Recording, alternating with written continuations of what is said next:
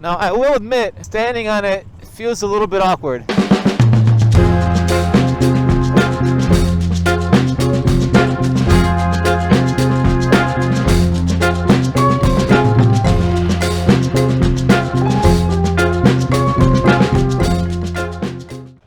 So, in the spirit of a 10,000 kilometer review, I will go over some of the quirky things about this bike and actually my experience with it, buying it, because what happened was when I put a deposit on it last year, because this is a 2020, it wasn't even available in the country. It wasn't even shipped yet, so I had never seen it in the flesh. I had never been on it, I'd never ridden it. So when I actually collected it a few months after I placed my deposit, that's the first time I actually got on it. And so what's interesting about this is that the seat height is 855 millimeters. So for a lot of people, that's relatively tall. I'm 5'9" and I cannot flat foot it, but that doesn't bother me because I've gotten really good with just using one foot and it's not an issue at all. Actually, as a matter of fact, to me, it doesn't matter if I can flat foot a bike with both feet or if I could just use one foot because I've gotten so used to it. I got this bike because I thought it would be perfect for the roads I find myself on right now. You know, the engine of this thing is so peppy and so just such a nice little engine. It just constantly makes me want to rev it up high. It's really fun. Actually, the first bike I took on the road after my MSF was the KTM 390 Duke. That was in Las Vegas, and that bike set the bar for a motorcycle so high that actually after the fact, when I got on some other bikes, I kept going back and thinking about the 390. And by coincidence, of course, this thing was released right after that, so that's why I gravitated to it. But, you know, it has everything I needed. It has, you know, I wanted a bike that was modern, liquid cooled.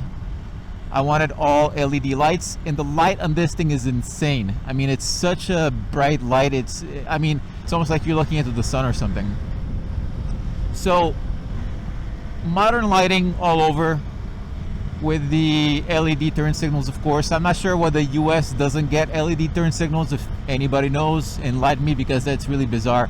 Anyway, it has handguards. I upgraded the plastic handguards with these aluminum ones because I dropped it off-roading and the plastic one just snapped right off. And you know what's the most interesting thing is I appreciate this bike more now, a year and a half later, than I did when I first got on it, when I bought it. And that's really rare. I don't think that happens a lot when you buy anything. I mean, you usually get something and then you kind of get over it really quickly. But this thing I appreciate it more now than I did when I got it. So what else did I do on this bike? Of course, you can see the double take adventure mirrors on there. They're great. I don't like the look of the stock mirrors. KTM has some questionable design logic when they're putting things on their bikes. I mean, as a whole, actually, I am not even that much of a fan of the KTM design logic.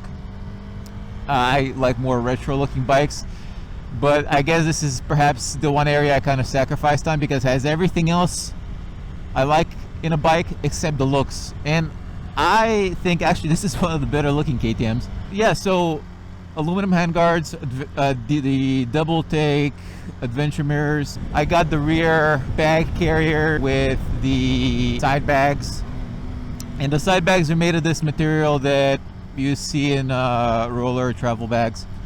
Very lightweight, but they're great. And also got the top bag that's waterproof if I need to do any more long distance.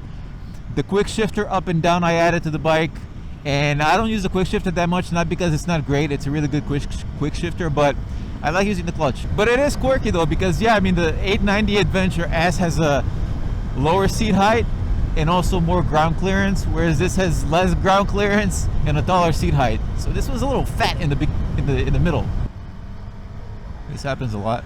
Man, it's just a great day to be out here. That horse definitely agrees. Really very few things to complain about.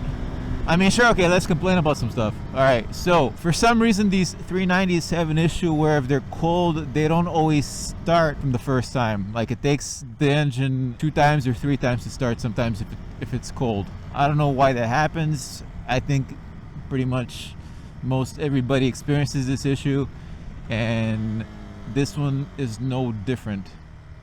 But when the engine is warm, there's no issues. A lot of people say it's because of lean fueling. I don't know. Another thing that happened to me a couple times, this display would just turn off. I don't know why, but then you just turn the key off, turn it back on, turns back up. Hadn't happened in thousands of kilometers, so I don't know. I mean, these issues that I have are kind of very unpredictable, weird quirks. Beyond that, no other real issues except some minor condensation in the screen. I guess that happens to most everybody as well. But, you know, I mean, these are the roads this bike is meant to be on. Such a good engine. Never get tired of it.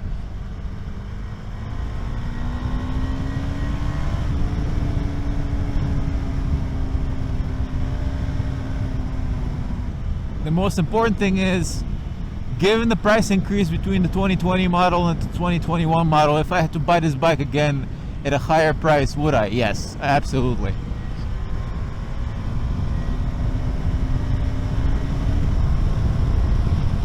Just a sweet bike, man.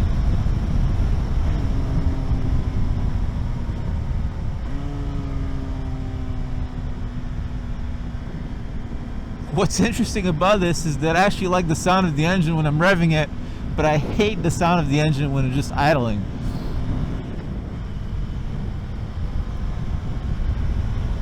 I thought about adding an exhaust, but honestly, I've seen some of the exhausts and they don't make too big of a difference in terms of sound, and especially in weight, so I'll keep the stock exhaust.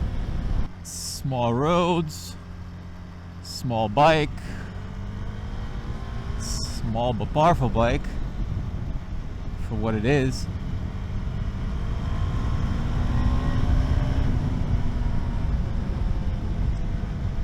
A very light bike. Let's do a little bit of off-roading. A little bit, not too much. Not too much. Such a light bike, man. I mean, come on.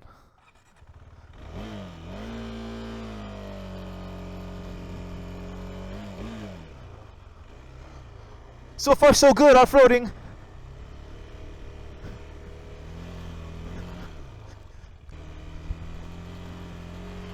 This is steep and so effortless.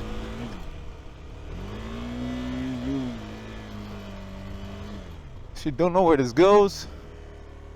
Nobody knows where this goes. I guess I'm in somebody's field. That's alright.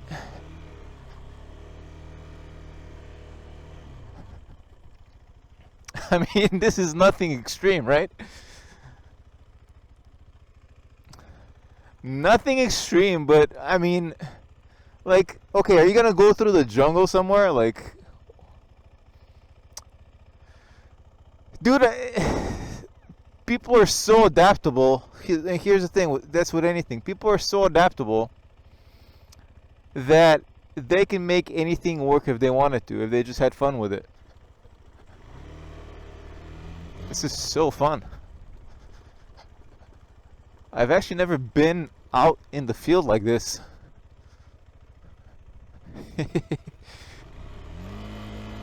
Should take it out when it's snowing. And by the way, a lot of people say, okay, you don't need traction control on a little bike. But if you are a new rider like me, you might need it, because even this bike, I mean, with a smaller cc engine, it's still a powerful motorcycle. So if the rear tire slips, the momentum of the bike is just going to take you with it, and you're going to crash and you're going to fall off. So it does, to an extent, make sense to have traction control on this bike. Okay, so this is, obviously the camera never does it justice, but it's kind of steep. So good.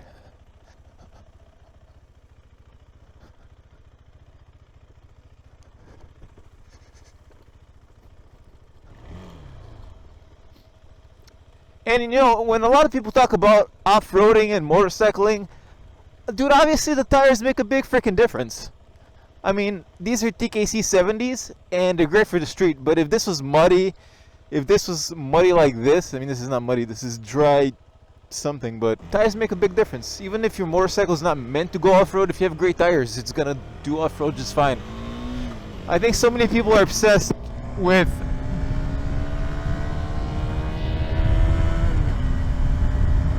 just selling their version of what they like to other people, that they forget to just enjoy whatever they have. And that's why I said this is not something that I didn't make this to sell you on this bike. I mean, it's a great bike. Good old avoiding all the crap.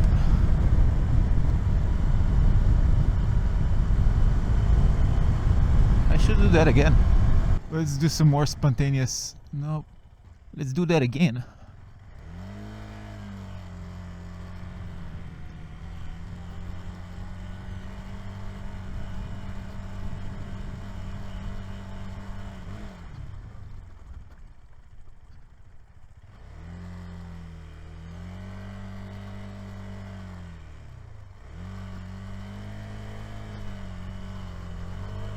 Nothing to it.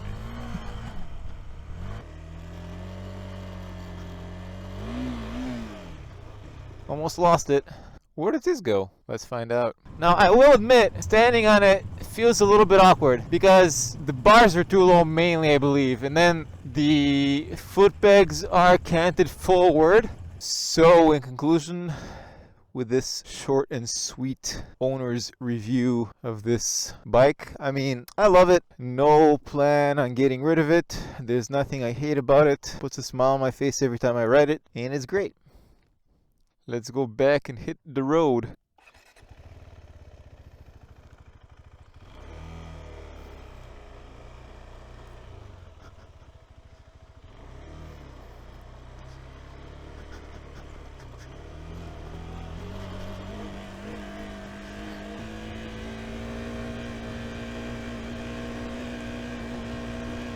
This is so fun.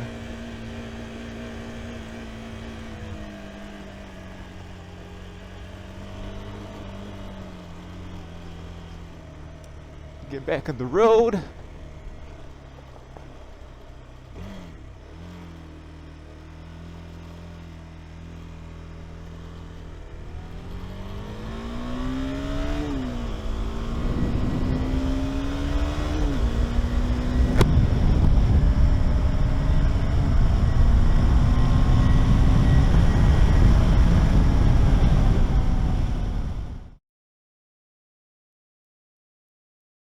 The plan was to come here when it's sunny. Obviously it's not sunny, but it has this cool look to it, so I figured why not. Well, let me just zip up my jacket. My juquette.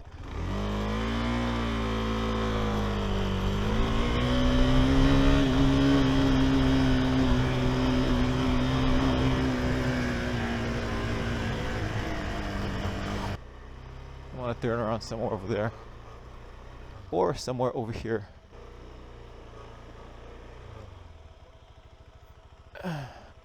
Easy does it, easy does it.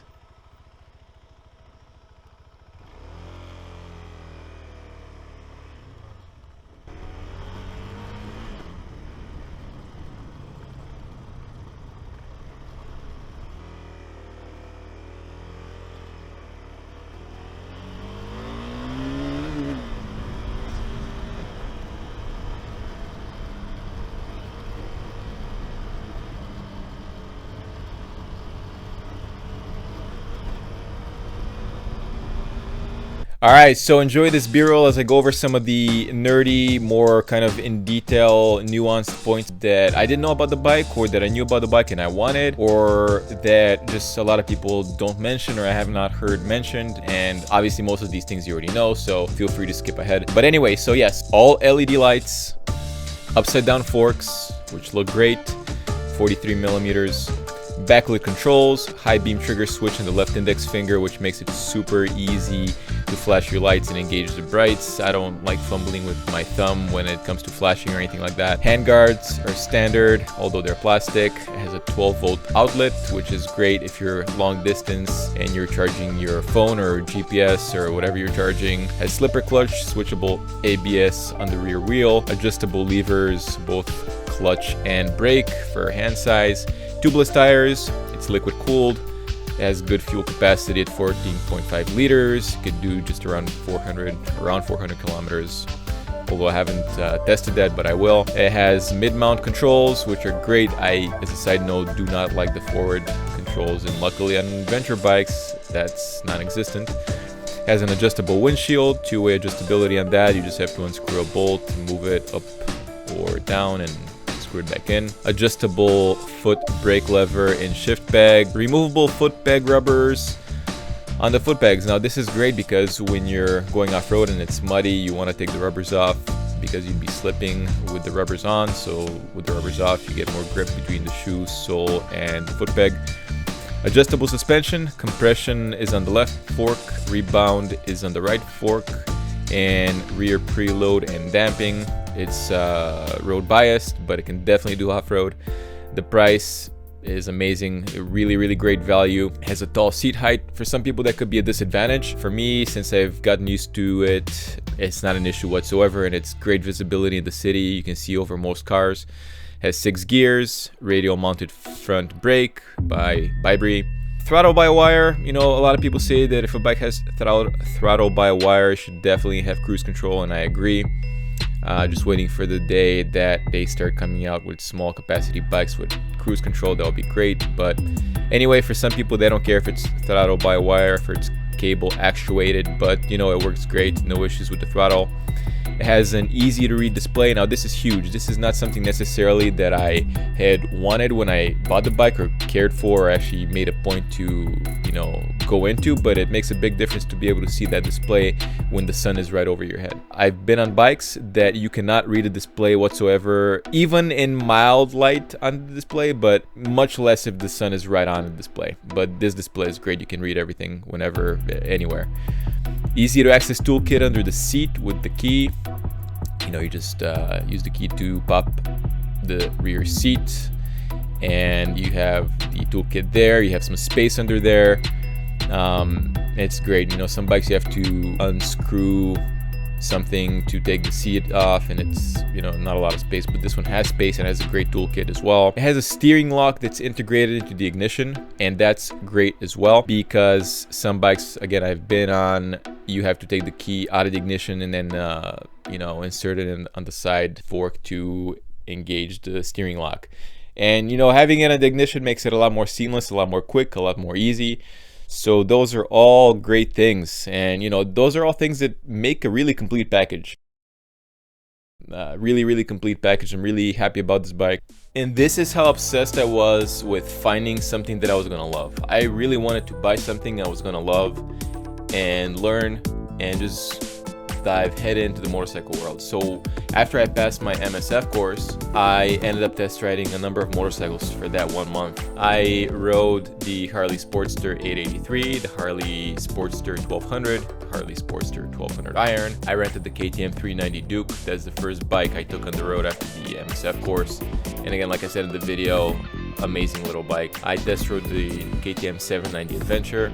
I test rode the Harley Davidson Street 500, the Husqvarna Svartbilen 701, the Yamaha MT-07, which is an amazing bike, everybody knows, the Husqvarna Svartbilen 401 as well. So all these bikes in a very short amount of time, in a month, ridden like dozens and dozens. But I mean, having ridden these bikes from Harleys to Husqvarnas, it just made an amazing contrast between the motorcycles. And at the end of the day, like what I actually wanted, you know, I noticed for myself, like, okay, these are things I'm not a fan of, these are things I like. And so ultimately that's what led me to putting a deposit down and buying a motorcycle that I had literally never seen, I had never sat on, but I knew it was going to be the right choice, and it ended up being the right choice. So thanks for watching. Until next time.